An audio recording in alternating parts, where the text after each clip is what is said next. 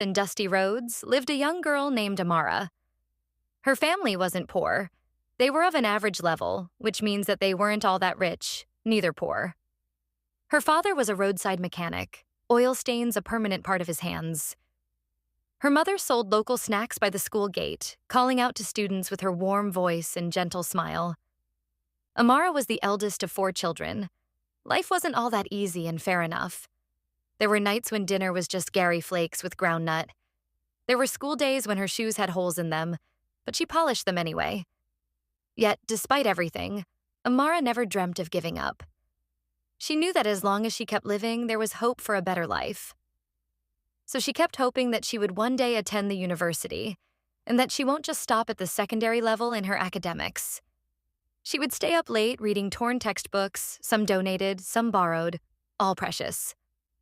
While others slept, she'd sit under the flickering bulb outside their home, scribbling notes and whispering answers to herself. Her parents encouraged her, but they also worried. University was expensive, and they barely had enough for her siblings' school fees. Amara was a determined, beautiful, and a believer of God. She knew that going to the university would take much from her both parent. Then she decided to do some jobs that could fetch her at least money in preparation of going to the university. There was still something about her that everyone could observe. She wasn't rude, but an introvert. That's because she loved some quietness and peacefulness. She tried to relate with neighbors, people at church, and even at workplace. It wasn't an easy task, but she did so.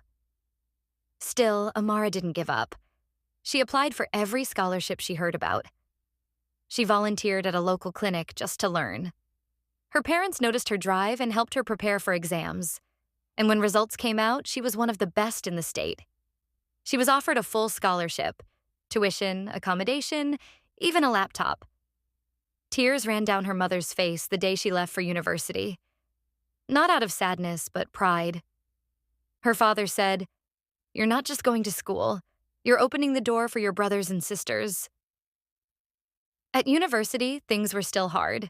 She had to balance classes, chores, and work.